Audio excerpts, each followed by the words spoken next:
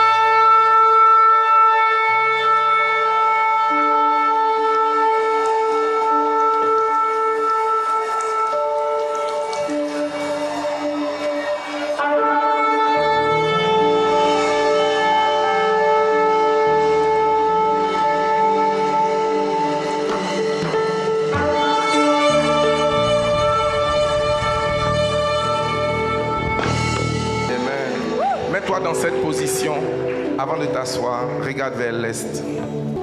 Le soleil symbolise le pouvoir incontestable et absolu. À lui seul, il règne et dirige plusieurs systèmes. La lune et plusieurs étoiles trouvent leur essence à partir de ce tas exceptionnel. Et nous sommes sondés le jour du soleil, le jour du pouvoir absolu et incontestable. Et quelle joie de savoir que nous démarrons le premier jour du mois de juin à un jour du pouvoir absolu et incontestable. Un jour de pouvoir et de domination.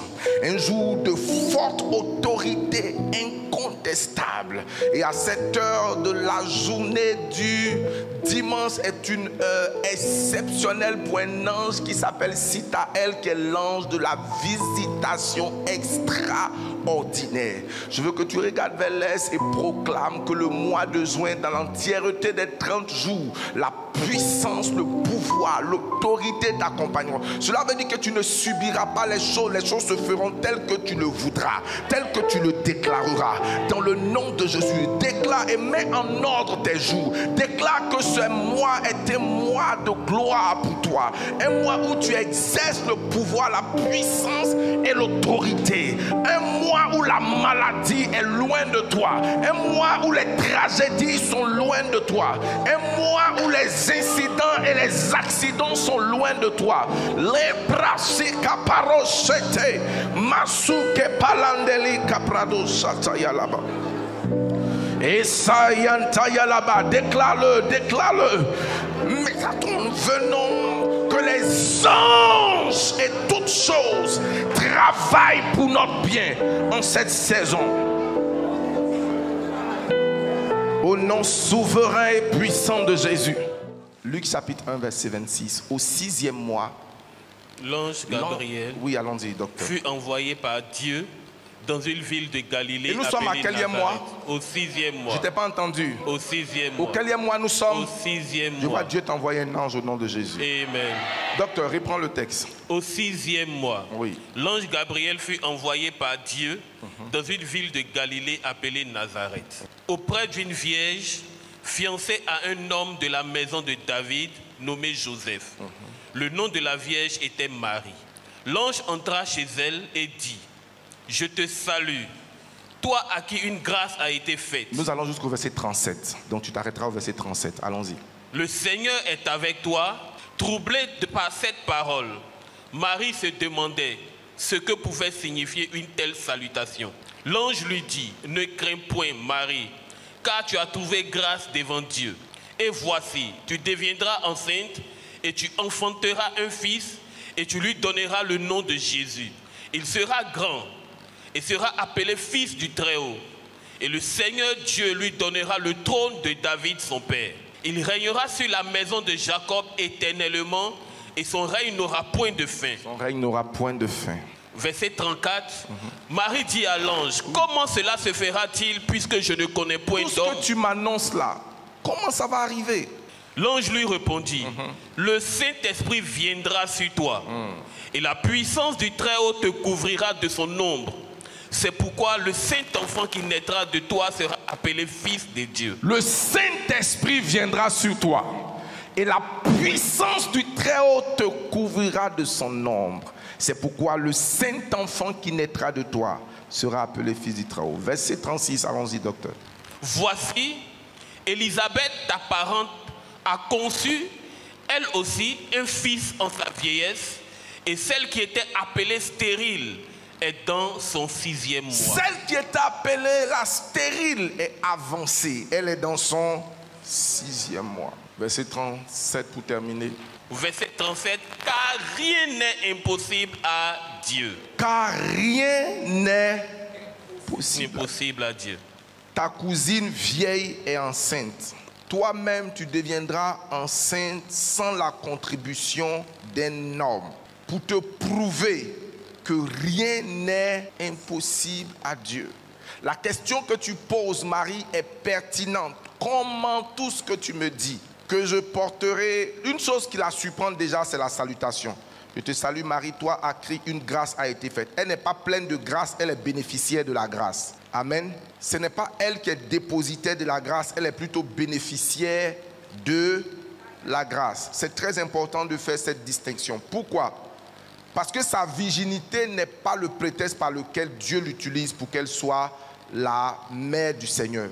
En Israël, il y avait plusieurs vierges. Il y avait comment? Plusieurs vierges. Et certaines étaient plus vierges que Marie. Ce que la grâce fait, c'est que la grâce te distingue des autres. Non pas sur la base de tes mérites, mais sur la base du choix de Dieu. C'est pourquoi elle est surprise et elle demande à l'ange, que signifie cette salutation? Et l'ange renchérit pour lui dire, le choix de Dieu s'est porté sur toi. Le ciel a décidé de te prendre comme canal, que par toi, Jésus le Messie naisse.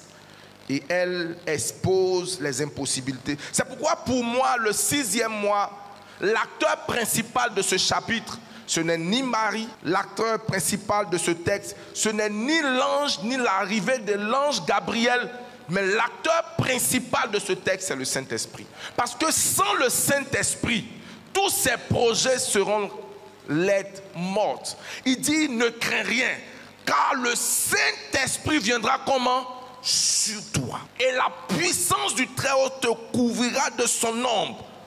Et le résultat de ces deux actions, c'est que tu vas concevoir un enfant. Et cet enfant qui sortira de toi fera toute la différence. Nous allons parler du Saint-Esprit parce que le Saint-Esprit n'est pas tout simplement une force vague ou une simple influence. Le Saint-Esprit est la 3e personne de la Trinité. Il est co-éternel avec le Père et le Fils. Bien que présent depuis la création, et j'allais dire même avant la création, son ministère s'est manifesté différemment dans l'ancienne et dans la nouvelle alliance. Je veux que tu comprennes quelque chose de très important. La venue du Saint-Esprit promise par Jésus en Jean chapitre 14, versets 16 à 17, marque une nouvelle ère spirituelle. Qu'est-ce que j'essaie de te dire? C'est que le Saint-Esprit, avant la création, pendant la création et après la création, il a toujours agi, il s'est toujours manifesté, mais en tant que visiteur. C'est-à-dire que quand le Saint-Esprit se manifestait à la création, il n'était pas permanemment là. Et j'aimerais donner conseil à quelqu'un qui... Jésus va promettre quelque chose aux disciples qui est une clé spirituelle pour comprendre une loi. Il dit, je ne vous laisserai pas orphelins. En d'autres mots, je ne vous laisserai serai pas seul. Nous comprenons que dans l'histoire de l'humanité, Dieu n'a jamais abandonné l'homme seul. Cependant, Dieu ne permet pas que les trois personnes de la Trinité soient présentes au même moment et dans le même espace, durant la même période. C'est pourquoi il est bon d'organiser ta maison, d'organiser ton entreprise de manière à ce que les personnes clés ne s'absentent pas au même moment. Dans cette église, il y a des personnes que je ne permets pas qui s'absentent au même moment. Si je suis absent, il y a des personnes qui ne doivent pas être absentes. Amen. Donc Jésus dit il n'est pas bon que je vous laisse sans offre. Moi, je dois partir pour que lui, il vienne. Donc quand nous comprenons l'histoire de l'humanité, il y a une période où Dieu le Père avait un temps et Dieu le Fils et Dieu le Saint-Esprit étaient hors de la terre. Ils pouvaient agir et se manifester, mais en tant que des visiteurs. De la même manière que tu peux avoir ta maison, ton enfant a sa maison, rien ne t'empêche d'aller et de venir. Donc le Saint-Esprit, durant la création, visitait l'humanité. Et quand il venait visiter, il apportait de la restauration, il apportait des dons, il apportait des miracles, il apportait beaucoup de choses. Même dans le ministère de Jésus-Christ, il vient sous la forme d'une colombe. Mais il n'y a qu'à la Pentecôte où le Saint-Esprit vient comme résident permanent sur la terre. Dis Amen. Et si Jésus est résident permanent sur la terre, où se trouve Dieu le Père?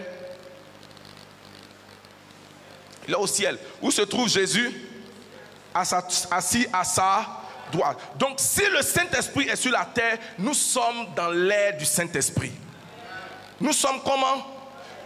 La raison pour laquelle nous devons étudier la personne du Saint-Esprit, c'est parce que si Jésus était là comme un humain, nous allons géographiquement le localiser. Dans un lieu particulier, soit qu'il est à Boaké, ou il est en Israël, ou il est aux États-Unis, nous tous allons aller vers lui. Mais il dit, je vous promets quelque chose de plus grand, c'est la venue du Saint-Esprit qui va introduire une nouvelle ère. J'aimerais faire un peu d'histoire biblique. Regardez une chose, j'appelle cela les coïncidences de la Bible. La Pâque a lieu à une date particulière et Dieu donne les tablettes à Moïse 50 jours après la sortie de l'Égypte, après la Pâque. Et quand il reçoit les tablettes 50 jours, quand il arrive, il trouve le peuple en bas adorant le veau gras, le veau d'or. Et qu'est-ce qu'il fait? Il brise les tablettes. Vous savez ce qui se passe? 3000 personnes meurent. On peut vérifier ça. Exode 19, verset 1. Exode 32, verset 28. Exode 32, verset 28. Est-ce qu'on peut lire ensemble un jour? 1, 2, 3, allons-y ensemble. Les enfants de Lévi firent ce que ordonnait Moïse. Et environ 3000 hommes parmi le peuple périt en cette journée. Quelle est cette journée? La journée où Moïse est descendu avec les tablettes. Et c'était combien de jours? 50 jours. À quel moment est-ce que le Saint-Esprit vient? Le Saint-Esprit arrive exactement 50 jours après la Pâque. Et quand le Saint-Esprit descend, 3000 personnes sont sauvées. 3000 personnes sont sauvées. C'est vrai que la Bible nous dit que Moïse est venu avec la loi, mais la vérité et la grâce sont venues par Jésus. Donc selon l'organisation de Dieu, si on prend donc comment Dieu fait coïncider les choses, Dieu donne donc le Saint-Esprit en remplacement de la loi. Donc si la loi tue, l'Esprit fait vivre. Si la loi vient pour condamner, pour juger, pour tuer les hommes, l'Esprit vient pour faire quoi? Il vient pour faire vivre. Et quand le Saint-Esprit vient, il ne vient pas hors du chrétien, parce que dans l'Ancien Testament, Lorsque l'Esprit venait, il venait sur les gens. Mais quand il vient dans le Nouveau Testament, il vient à l'intérieur. C'est pourquoi le Seigneur dit, j'ôterai de votre corps le cœur de pierre, qui parle de la dureté. Et qu'est-ce que je ferai? Je mettrai en vous un esprit de chair. Et il dit, je mettrai mon esprit, où ça? En vous. Et je ferai que vous obéissez et que vous appliquez mes commandements. Donc sans le Saint-Esprit, l'obéissance à la parole de Dieu est impossible. Impossible. Le Seigneur dit, ton cœur de pierre, je vais le retirer. Et moi, je vais mettre mon esprit en toi. Et ce que la loi de Moïse n'a pas pu faire par ta relation avec le Saint-Esprit, qui n'est plus sur toi, qui n'est plus dans tes vêtements, mais qui est à l'intérieur de toi. Je vais vivre à l'intérieur de toi et je te ferai marcher selon ma parole. Alléluia. J'ai dit Alléluia. Donc nous accueillons le Saint-Esprit pour faire une œuvre nouvelle dans notre vie. Regardons rapidement les différences entre l'esprit dans l'ancienne alliance et l'esprit dans la nouvelle alliance. Dans l'ancienne alliance, pour ceux qui notent, l'esprit venait sur des personnes spécifiques. Sous la nouvelle alliance, l'esprit vient sur tous les croyants. Regardez, dans l'ancienne alliance, l'esprit venait sur les prophètes. Deuxièmement, il venait sur les rois. Troisièmement, il venait sur les sacrificateurs. Toutes les autres personnes ne recevaient pas le Saint-Esprit. Il devait dépendre du prophète, il devait dépendre du roi, il devait dépendre du sacrificateur. Mais dans la nouvelle alliance, tout croyant né de nouveau est habilité à recevoir le Saint-Esprit. Sous l'ancienne alliance, l'action du Saint-Esprit était temporaire. C'est-à-dire qu'il venait, il agissait pour un but précis et il s'est retiré. Il venait, il faisait une œuvre ponctuelle et il se retirait. Mais dans la nouvelle alliance, la Bible nous dit que le Saint-Esprit va rester en permanence avec nous. Il va rester comment? En permanence avec nous. Bien aimé, le Saint-Esprit est là. J'ai dit le Saint-Esprit est où ça? Le plus grand offense, enfin la plus grande offense que tu peux faire, c'est d'ignorer un visiteur important. Nous ne prions pas pour qu'il descende, mais il est déjà là. Nous avons besoin de lui faire de la place. Sous l'ancienne alliance, le Saint-Esprit venait pour des missions spécifiques sur les juges, les rois, les prophètes. Mais dans la nouvelle alliance, il ne vient pas sur nous seulement, mais il vient à l'intérieur de nous afin de provoquer un changement intérieur, une transformation qualitative. Quels sont les buts du Saint-Esprit? Rapidement. Premièrement, pour habiter le croyant. Que fait le Saint-Esprit? Jean 14, verset 17. Jean 14, verset 17. Jean 14, 17. Lisons ensemble, s'il vous plaît. L'esprit de vérité, que le monde ne peut... Si quelqu'un vous dit que j'ai le Saint-Esprit depuis ma naissance, c'est un autre esprit. La Bible dit que les gens du monde ne peuvent pas recevoir le Saint-Esprit. Je connais un prophète qui dit, lui, il a reçu son don depuis sa naissance. C'est un esprit familier, ce n'est pas le Saint-Esprit. Le Saint-Esprit ne vient que pour les gens nés de nouveau. Personne ne naît avec le Saint-Esprit. On peut naître avec des dons, mais le Saint-Esprit, qui a une capacité surnaturelle, nous est donné après la conversion. Revenons au texte. L'esprit de vérité que le monde ne peut recevoir. Pourquoi? Parce qu'il ne le voit point et ne le connaît point. Mais vous, enfants de Dieu, vous chrétiens, vous nés de nouveau, vous le connaissez. Car il demeure avec vous et il sera en vous. Et la Bible insiste pour dire de manière permanente. Ce que le Saint-Esprit vient faire, il vient résider dans le chrétien de manière intérieure, et de manière permanente. Ce n'est pas de l'extérieur seulement que le Saint-Esprit te rend ministère, il te rend ministère à l'intérieur. Madame Kipré, quand le Saint-Esprit habite une personne, comme il est son conseiller intérieur, il dirige la personne non pas à partir de signaux extérieurs, mais à partir de l'intérieur. Le gars qui est devant toi, c'est un menteur. C'est un menteur. La Bible dit que l'Esprit de l'Éternel rend témoignage à comment? À notre esprit. C'est-à-dire qu'il est à l'intérieur de toi et il te parle, il te conseille. Et si tu es attentif à la voix de l'Esprit qui parle en toi, tu vas échapper à beaucoup de pièges. Parce que personne ne peut tromper Dieu. Donc ta relation avec Dieu se produit à l'intérieur. Et bien aimé, la présence de Dieu en toi est différente de la voix de ta conscience. La conscience vient uniquement quand tu fais le mal. Mais le Saint-Esprit est permanemment avec le croyant. Comment je sais que tu es né de nouveau? Parce que l'Esprit de l'Éternel habite en toi. Et il demeure en toi. C'est pourquoi la Bible dit, celui qui est né de Dieu ne pratique pas le péché. Le mot pratiquer veut dire faire de manière répétée.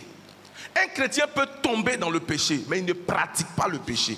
Il ne se couche pas dans le péché. Il ne dort pas dans le péché. Et même s'il le fait, sa vie sera une vie de tristesse. Parce que tu ne peux pas être né de nouveau et te plaire dans le péché. Tu seras toujours triste. C'est-à-dire que ce que les gens font et puis ils sont heureux. Quand toi tu fais, tu es triste.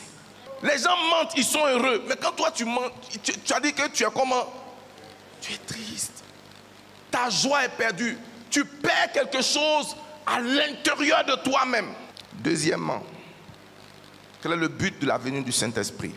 Pour nous conduire dans la vérité. Pour nous conduire dans la vérité. Jean 16, verset 13.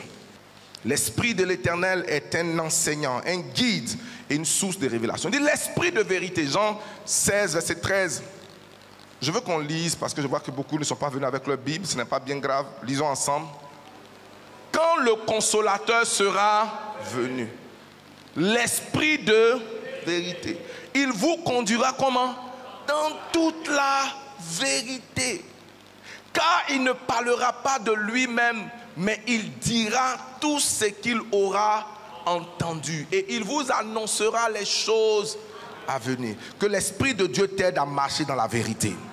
Il est le meilleur enseignant, le meilleur guide, la source des révélations. Il donne l'illumination et la compréhension spirituelle. Quand tu ouvres ta Bible sans le Saint-Esprit, tu seras dans l'erreur. Quand tu étudies sans le Saint-Esprit, tu seras dans l'erreur. Mais prends avantage de l'Esprit de l'Éternel en toi.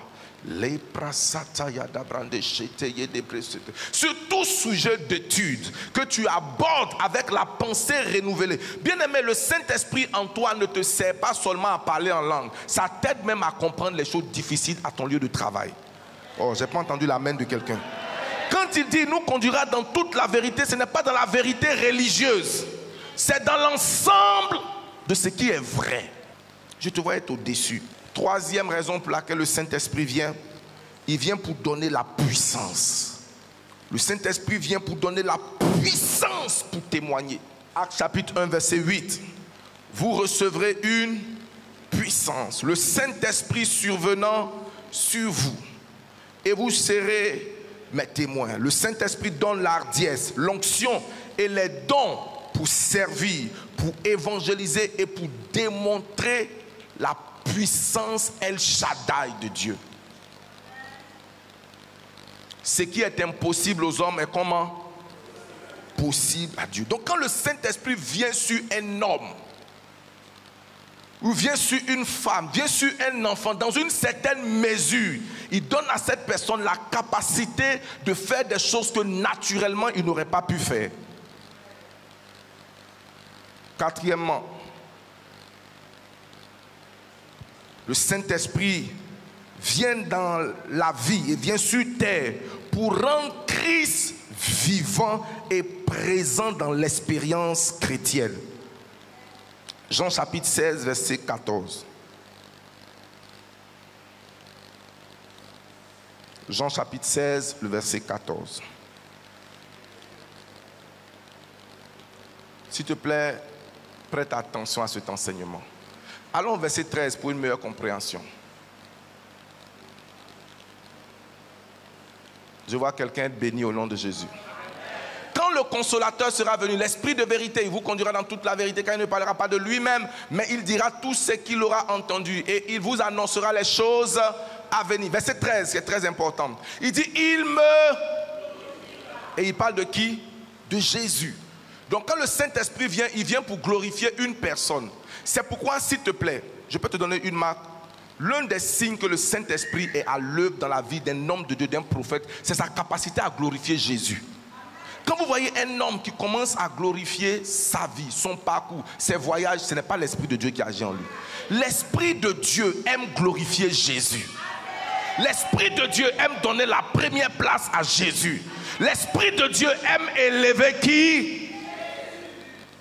Le Saint-Esprit aime cela. Alors, retournons au texte, s'il vous plaît.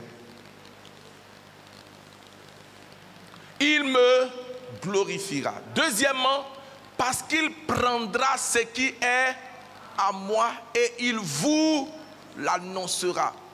Une chose que je comprends, c'est que plus tu t'approches du Saint-Esprit, lui te rapproche de Jésus. Quand tu commences à chercher le Saint-Esprit, il te rapproche de Jésus. Il t'amène à lui dire, mon gars là, voici le sens, c'est que ça signifie. Plus tu es proche du Saint-Esprit, plus tu te rapproches de la personne de Jésus. Je te vois te rapprocher de Jésus. Cinquièmement, pourquoi le Saint-Esprit nous a été donné? Pour produire en nous le fruit du Saint-Esprit.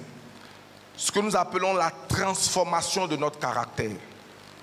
Galates chapitre 5, versets 22 à 23.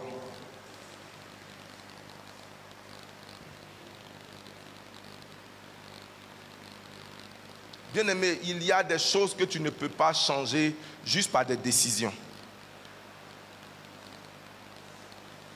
Ces décisions-là peuvent être authentiques.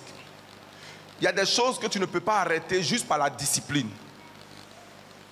Amen. Je suis pasteur, ça fait plus de 30 ans. Je peux vous rendre des témoignages. Premier témoignage, j'étais en train de prêcher comme ça, il y avait une diaconesse. Les diacres de l'église ne sont pas concernés. Les diacres de l'église ne sont pas comment? Concernés.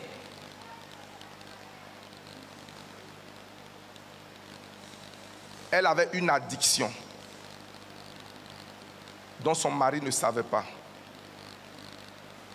Elle fumait Marlboro. Et elle, le jour où elle rendait son témoignage, son addiction avait le même âge que moi.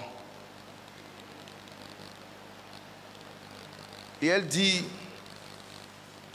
elle a fumé régulièrement, même quand elle est devenue chrétienne. Personne ne le savait. Elle avait toujours des chewing-gums, le parfum pour tout.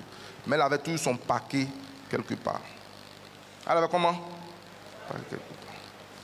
Mais un jour, lorsque le Saint-Esprit est descendu sur elle, elle a été délivrée et l'odeur de la cigarette est devenue autre chose.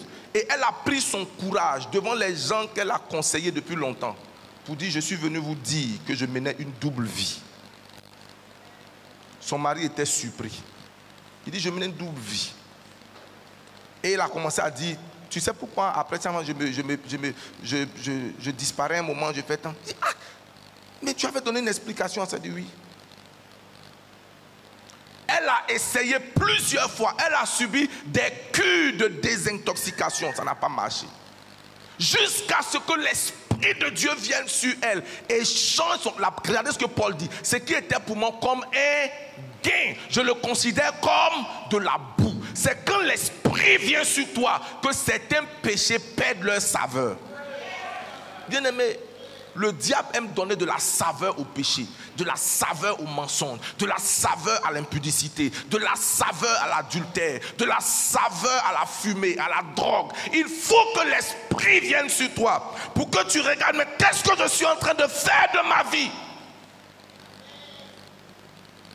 Docteur, un ami est en train de me parler en confidence. J'aimerais pas, bon, je peux en parler. Pasteur Toulé, mes amis qui sont venus en semaine, que tu as vus, ce sont des grands pasteurs du ministère où je suis quitté. Si j'étais encore là-bas, j'aurais eu 16 ans plus 12 ans, ça faisait combien? 28 ans de ministère. Ok. Donc on a sentiment. Il m'a dit, mon frère, je vais te partager quelque chose. Il dit, ma femme est palabreuse. Ma femme, je lutte avec ça. Il dit, il me montre une vidéo où il a emmené sa femme voir un autre petit serviteur de Dieu. Lui, il a 28 ans, c'est un grand pasteur. Et ils ont délivré sa femme. Et les esprits qui se manifestaient hors de sa femme. Elle est mamie pasteur. Elle est maman pasteur. Et quelqu'un d'autre a imposé la main. Et il me montrait comment les démons sortaient. Ce n'est pas le titre. Ce n'est même pas l'ancienneté. Bien-aimé, soit tu as l'esprit de Dieu ou tu as l'esprit des démons. On peut s'habiller religieusement. Quand il m'a montré, j'ai commencé à trembler. Je vous dis la vérité devant Dieu qui est au ciel. En fait, ce qu'il me disait, il était en train de me dire que, gars, il ne faut pas se tromper. À un moment donné, il faut aller voir quelqu'un. Va voir, ils vont imposer les mains. Sa femme est une grande chantre. La délivrance s'est opérée il n'y a pas 5 mois. Et il dit, depuis cette délivrance, j'ai une autre personne à la maison. Mais pourtant, on nous a conseillé. Bishop nous a conseillé. Les mamans de l'église nous ont conseillé. Les papas de l'église. Je ne parle pas seulement des femmes. Les hommes aussi peuvent être possédés. Donc, ce n'est pas que tu penses qu'on met ça dans notre... Je suis en train de dire que tu peux essayer d'être chrétien. Par des habitudes, par des choses. Mais si l'esprit n'est pas entré en toi, peu importe ce qui vient de l'extérieur, ça va continuer. Est-ce que je parle à quelqu'un? Est-ce que je parle à quelqu'un? Et même dans cette église, j'ai eu à rencontrer une personne qui m'a bouleversé. Je veux dire négativement. Par la manière dont la personne a habillé son addiction à la marijuana. Impliqué dans les choses de Dieu, mais Dieu étant absent du cœur. Parce qu'avant de venir à l'église, on passe quelque part. Après de venir à l'église, on passe quelque part. Et pendant que j'étais en train d'aider cette personne, je suis allé à l'hôpital psychiatrique de Benjerville, rencontrer des médecins, des psychiatres. Ils m'ont dit que il est impossible à quelqu'un qui est addict de la marijuana de quitter là par lui-même. Il peut prendre des décisions, il peut arrêter, on peut donner des médicaments, il va arrêter pendant un moment, mais en fait le taux de reprise est plus élevé. Ils disent que les seuls résultats qu'ils ont enregistrés sont des résultats liés à la religion. Il ne peut pas dire par la chrétienté. Il dit les gens qu'on sait qu'ils ont été délivrés vrai, c'est par la religion. Cela veut dire quoi? Il y a un niveau d'addiction qui est supérieur à tes forces. Quand tu te lèves, la chose t'appelle. La drogue t'appelle, la cigarette t'appelle, le mensonge t'appelle, la masturbation t'appelle, le péché t'appelle. Il faut que l'esprit, il dit quand il viendra, l'esprit, car là où il y a l'esprit du Seigneur, qu'est-ce qu'il y a? Il y a la liberté. Quand l'esprit de Dieu vient sur une personne, il change le caractère, le comportement de la personne. Bien aimé, ça m'a fait réfléchir. Je parle de mon ami. Je connais, ça dit que son épouse, je connais là. Arrêtons de faire, comment on appelle ça? De nous tromper derrière la religion. Arrêtons. Arrêtons de faire semblant d'être chrétiens quand nous ne le sommes pas. Arrêtons d'avoir un langage religieux. Et ce que le Saint-Esprit vient faire en toi, c'est que tu arrêtes d'être un tombeau blanchi. Avec une apparence extérieure agréable, mais l'intérieur pourri. Mais quand l'esprit vient, il touche l'intérieur. Il touche à l'intérieur de toi-même. Il commence à enlever la saleté en toi. Il brise le joug. Tu connais mon témoignage. J'ai fumé depuis 12 ans. Bon, Souvent, quand je raconte mon histoire, les gens disent qu'est-ce qu'un enfant de 12 ans à 15 ans peut faire d'extraordinaire? Mais moi, pour moi, les 3 ans là, ça ressemblait à beaucoup. Mais les gens se moquent de mon témoignage. On dit qu'on parle des vrais péchés. Toi, tu parles des péchés que tu as fumés, Craven. C'est rien. Mais c'était ma part de péché. Amen. Ma part de péché. À l'époque, pasteur Béo Lucien, pasteur ceci, pasteur de temps, m'ont imposé les mains. J'ai pleuré pour dire Seigneur, non, c'est pas bon. Mais bien aimé, moi je n'ai pas eu besoin de cure. Je n'ai pas besoin de conseils. Le jour où ce gars appelé le Saint-Esprit est descendu, le changement n'a pas été progressif. Il a été instantané. Il a été brutal. Bien aimé, c'est vrai, on peut accompagner des gens avec des conseils. On peut accompagner des gens avec des méthodes. Mais il n'y a pas meilleure méthode de changement comme le Saint-Esprit. De demander au Saint-Esprit de remplir ton enfant, de remplir ton époux, de remplir ton épouse. Tu vas voir combien la personne va changer. Pourquoi tu ne dis pas Amen? En tout cas, si tu ne dis pas Amen, parce que tu te retrouves dans ce que tu es en train de dire, gloire à Dieu. Peut-être tu sens qu'il y a des choses que toi-même tu luttes. Il y a des choses. Cette dame, si son mari, qui était la personne la plus proche d'elle, ne savait pas, ça veut dire que les femmes sont capables de cacher des choses que tu ne peux pas imaginer. Est-ce que les femmes sont d'accord avec moi? Qu'une femme dit Amen. La femme peut cacher l'argent dans la maison. Tu vas chercher partout. Tu vas envoyer le FBI. Ah, pasteur dit, il faut dire encore. Le FBI va venir chercher. En tout cas, si tu veux cacher quelque chose, il faut donner à une femme. On dit les hommes trompent plus, les femmes trompent mieux. Non, je ne sais pas, ils sont en train de la faire femme. Je suis en train de dire que, ça veut dire que tu fais souvent certaines choses, elle te regarde, elle dit, oh, vraiment. Laisse-moi y te former. Comment? Laisse-moi te former. Ce que tu fais là, on ne fait pas ça comme ça. Hein? Tu fais rien. Tu ne vaux rien même. Tu fais pas comment? Tu ne vaux rien. Tu es là, tu es au salon, tu es sur ton téléphone. Oh, ça c'est le petit truc. C'est comment?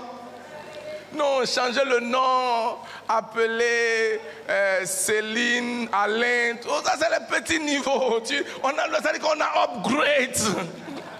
On a comment? On est arrivé au mon niveau. Oh non, comme c'est ma chérie, donc il ne faut pas se saluer. Oh, c'est pas où ne vous saluez bien parce qu'il y a soupçon. Quand il y en a là, c'est là où vous saluez bien. C'est ça, vous faites comment? Non, qu'est-ce que tu es en train de pleurer quoi? Ah, je te plains ma chérie. Les gens voient ça en plaisanterie. Oh, c'est vrai. Il dit non, quand il y a... Les femmes, quand elles s'asseyent, elles ont fait le 360 degrés. Et quand vous arrivez à la maison, elles te demandent pourquoi tu n'as pas salué telle personne? Mais si elle a salué, non, si tu n'as pas salué, c'est que ce qui est sûr, un jour, je vais te dire. Est-ce qu'on est ensemble? Est-ce qu'on peut revenir à la parole? Mais au lieu de poursuivre ta femme ou ton mari, soumets-la à la puissance de Dieu. Lorsque les hommes s'asseyent sous un ministère où la parole de Dieu est prêchée avec puissance et inspirée par le Saint-Esprit, les chaînes se brisent. Ton amen n'est pas né de nouveau. Est-ce qu'on peut s'arrêter là pour aujourd'hui? Ok, disons 2 choses et on évolue. J'ai dit que le Saint-Esprit vient pour transformer ton caractère. Il y a des choses que tu ne peux pas laisser par toi-même. Il n'y a que la communion et la prière par l'Esprit qui t'aident à changer. Et ce changement-là, tu le constates en toi-même. Ton affection change des choses de la chair pour les choses de l'esprit. Souvent même tu te regardes, tu dis, voilà les choses qui m'énervaient avant, mais qui ne me disent plus rien. Pourquoi? Parce que l'Esprit a pris le contrôle. Sixièmement, pourquoi le Saint-Esprit vient? Le Saint-Esprit vient sur nous comme un sceau, un cachet. Il vient nous sceller, il vient nous marquer. Éphésiens chapitre 1, verset 13. La preuve que Dieu te reconnaît, ce n'est pas que tu appelles Dieu ton Père. La preuve que tu es reconnu par Dieu, c'est que tu parles en langue de manière authentique. Je peux lire cela? Regardons un peu. Éphésiens chapitre 1, verset 13.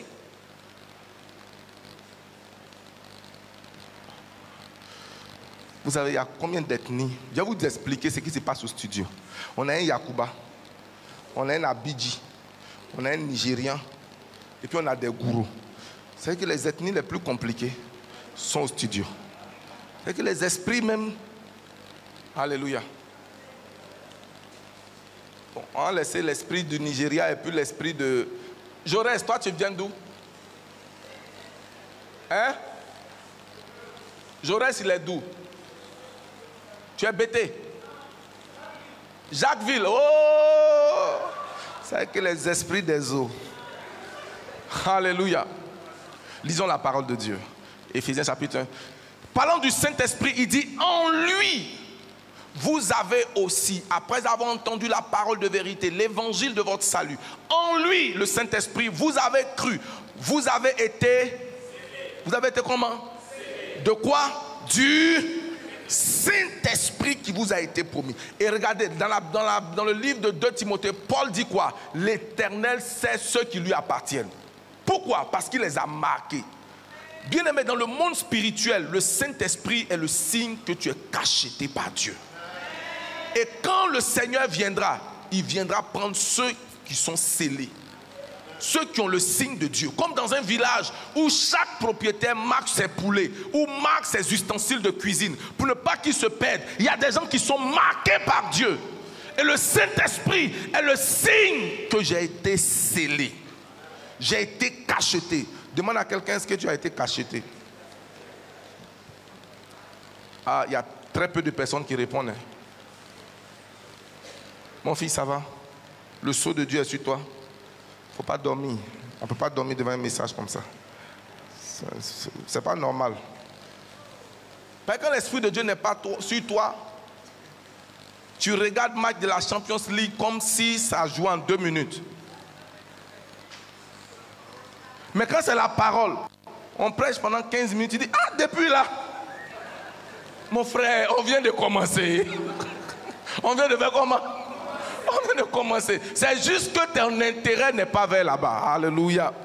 J'ai dit, ton intérêt n'est pas là-bas. Est-ce que quelqu'un est scellé par le Saint-Esprit? J'ai dit 2 choses pour nous. Lève ta main si tu as été scellé par le Saint-Esprit.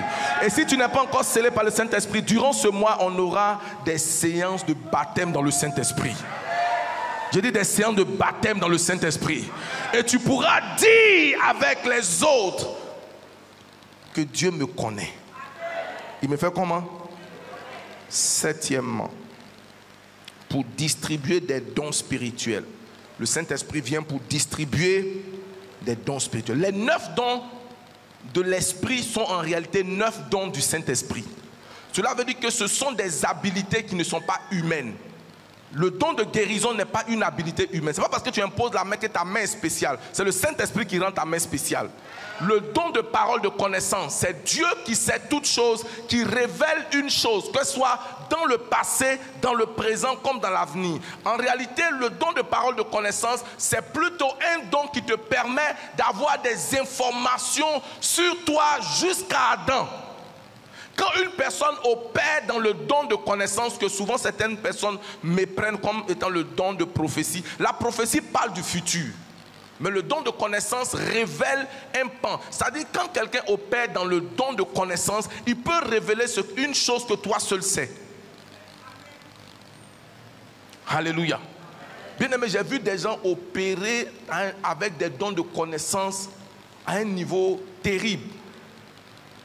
Qui connaît le quota? L'homme qui aime dormir. Quelqu'un prophétise et dit que ce n'est pas ton nom. Ton nom, c'est ceci, c'est cela. Je me suis retrouvé devant quelqu'un une fois, Yoro que je suis. Il me donne une information sur mon grand-père. Mon grand-père, moi, je ne l'ai jamais connu. La personne dit, je vois une personne, marin, mais qui se trouve en prison au Libéria. Et pendant que la personne est en prison, il y a un lien avec toi. Je te vois naître. J'ai dit, tu dis quoi même? Donc, je prends l'information, je vais demander à ma maman. Ma maman dit, personne ne sait ça. Et ce n'est pas des informations qu'on veut divulguer. Elle dit, effectivement. Il n'y a que la parole de connaissance. Ce n'est pas du genre, je vois une soeur ici, c'est comme si elle a des règles douloureuses. Tu t'amuses?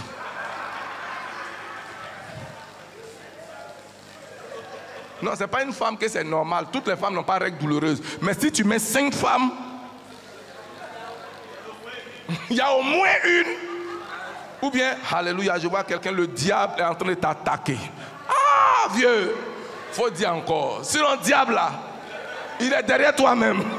Si tu te retournes, tu vas le voir, il est derrière toi. Dis amen bien. La parole de connaissance, elle n'est pas... Comment j'allais dire ça? Non, donnez-moi, elle n'est pas... Tu as dit un mot là. Dispersée, versatile, elle n'est pas... Ça veut dire que quand quelqu'un donne de connaissance, il te donne une information claire et limpide. Il n'est pas en train de dire, je pense que, je crois que, je ressens que... Non, non, non. Il va te dire, Dieu lui donne pas toute ta vie, mais une partie de ta vie avec une histoire précise. Tu as quelqu'un qui s'appelle de tel nom. Un temps tu as caché. Personne ne sait. Alléluia. S'il vous plaît. J'aime dire des choses. Je ne connais pas l'origine de son don. Mais papa Avitement, nous avons attesté que le gars la voit. Quand papa Avit est monté dans la chambre d'hôtel du prophète Setba, maman Avit, sans venant sur la route, a acheté des croissants. Elle a mangé une partie des croissants. Elle a mis les croissants dans son sac. Je n'étais pas avec eux, je n'ai pas causé avec eux. On est rentrés ensemble parce que il parle anglais, moi je parle français pour traduire. La première des choses qu'il va dire, et le vieux là, il dit quand vous venez, vous êtes arrêté devant une boulangerie, vous avez acheté un croissant et le croissant est en ce moment dans le sac de ta femme et le croissant est mangé à moitié. Ah! Comment on peut voir à l'intérieur d'un sac si Dieu ne t'a pas révélé? Et il lui dit la couleur dans laquelle le papier, le croissant est. Il dit c'est comme un papier, je vois kaki. Bien aimé, c'est le jour là le gars m'a mis d'accord. Je me suis dit, je ne sais pas où, comment il voit. Mais il voit. Je ne sais pas d'où il sort ça, hein, mais papa, on était ensemble. C'est-à-dire que quelqu'un peut pas, on ne peut pas dire qu'il a pris information sur Facebook. Il n'a pas envoyé quelqu'un pour savoir où ils sont passés, comment ils étaient. Je crois que Dieu connaît certaines informations. Dieu sait jusqu'au détail de la dent de la maman. Et il va donner des informations à papa que moi je ne savais pas, mais qui sont authentiques, pertinentes, claires, une orientation précise. C'est un don de l'esprit. C'est comment? Donc quand le Saint-Esprit vient, il vient te donner ces dons-là. Donc il y a le don de la parole de connaissance, il y a le don également de prophétie, il y a le don de miracle. Le don de quoi? Donc les miracles sont... Enfin, il n'y a pas de don de miracle, il y a le don d'opérer des miracles. Donc quand tu commences à recevoir l'Esprit de Dieu, tu peux lui demander également des dons. Et les dons sont 9, les ministères sont 5, les opérations sont différentes. Il y a une différence entre don, ministère et opération. L'opération, c'est la manière dont il choisit d'agir. Le Saint-Esprit peut choisir que moi, avec mon Yoro, si je te touche à mon pied, tu es guéri. Ça, c'est l'opération. Le Saint-Esprit peut décider que si tu souffles sur quelqu'un, ça fait. C'est l'opération. Donc, tu ne peux pas contraindre les opérations du Saint-Esprit à quelque chose. Est-ce qu'on est ensemble? Donc quand le Saint-Esprit vient, il nous apporte des dons. Je vois le Saint-Esprit distribuer des dons. Je n'ai pas entendu ton amen. Et quand le Saint-Esprit vient, il ne distribue pas seulement des dons aux pasteurs, il donne des dons dans l'église. Des gens comme Stéphane, des gens comme Étienne, des gens comme Philippe étaient des gens de l'église, mais qui avaient des dons. Oh, je veux que nous dirigeons une église spirituelle. Et en ce temps, tes dons seront révélés. Tes dons seront manifestes. Je dis, Dieu va se révéler à toi d'une manière puissante. Donc ça, c'est le Saint-Esprit qui nous accorde cela. Et septièmement, pour terminer, et je crois continuer à Coco dit tout à l'heure, c'est quoi? Huitième, d'accord.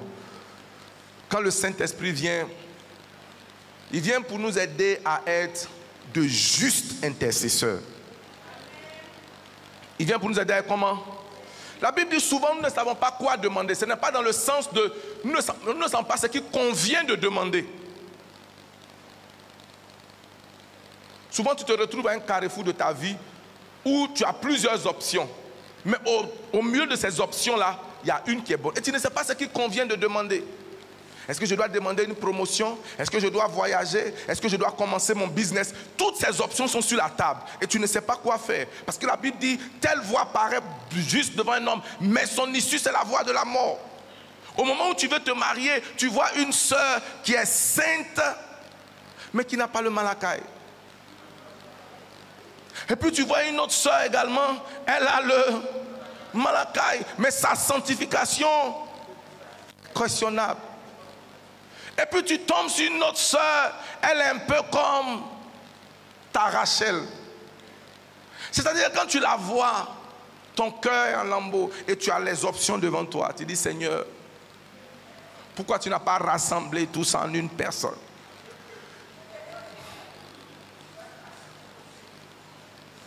Et le Seigneur commence à t'orienter.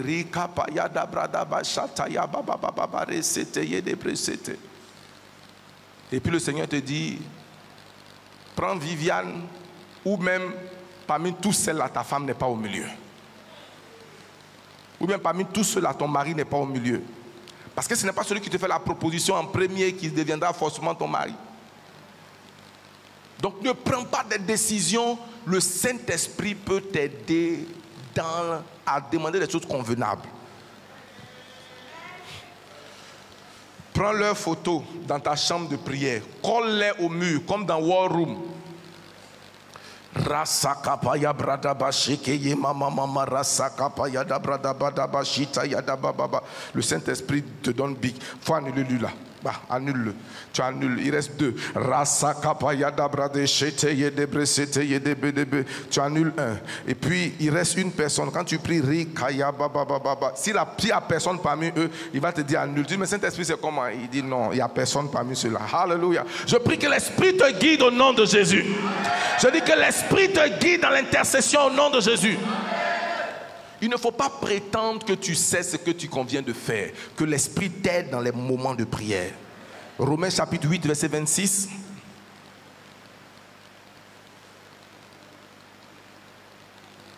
En ce mois, je vois l'Esprit de Dieu te visiter. Je dis, je vois l'Esprit de Dieu te visiter dans le nom puissant de Jésus. Lisons pendant que nous terminons. De même aussi, l'Esprit nous aide dans notre faiblesse. Car nous ne savons pas ce qu'il convient de demander dans nos prières. Mais l'Esprit lui-même intercède par des soupirs inexprimables. Et comment il le fait? En nous. L'Esprit lui-même intercède par des soupirs inexprimables. Comment donc je peux avoir contact avec ce Saint-Esprit si c'est plus important? Aie soif. Et comment? Soif. Ta soif de l'Esprit va déterminer combien Dieu va déverser sa présence en toi. Exprime cette soif. Saint-Esprit, j'ai soif de toi. J'ai besoin de toi. Au lieu de jeûner pour les choses, commence à jeûner pour avoir l'Esprit. Prends un temps de retraite d'un jour pour dire Saint-Esprit, je veux te connaître. Saint-Esprit, je veux, parce que la Bible nous dit premièrement, après la soif, approche-toi de lui. Et on va s'arrêter sur ça. Il dit, approchez-vous de moi et qu'est-ce que je ferai? Je m'approcherai de vous. Donc le Saint-Esprit est aussi proche de toi que tu choisis d'être proche de lui. Si tu fais un pas vers le Saint-Esprit, il fera plusieurs pas vers toi. Durant la journée, trouve un temps pour dire Saint-Esprit, j'ai besoin de toi. J'ai besoin de toi pour les 8 raisons que nous avons mentionnées. J'ai besoin de toi pour un caractère transformé. J'ai besoin de toi pour les dons. J'ai besoin de toi pour l'illumination. J'ai besoin de toi pour la puissance. J'ai besoin de toi, Saint-Esprit. J'ai besoin de toi. Car sans toi, je ne peux rien faire. Bien-aimés, développons notre amitié avec le Saint-Esprit. Développons notre relation avec le Saint-Esprit. Apprenons à connaître mieux le Saint-Esprit que nous ne connaissons les hommes. Apprenons à connaître mieux le Saint-Esprit que nous ne connaissons le nom de nos pasteurs. Apprenons à connaître mieux le Saint-Esprit que nous connaissons le nom de nos communautés, le nom de notre oncle bien placé, le nom de telle ou telle personne. Apprenons à connaître mieux le Saint-Esprit que nous connaissons le Barça.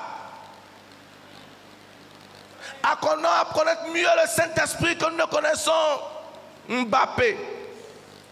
Parce que qu'est-ce que connaître Mbappé peut apporter à ta vie?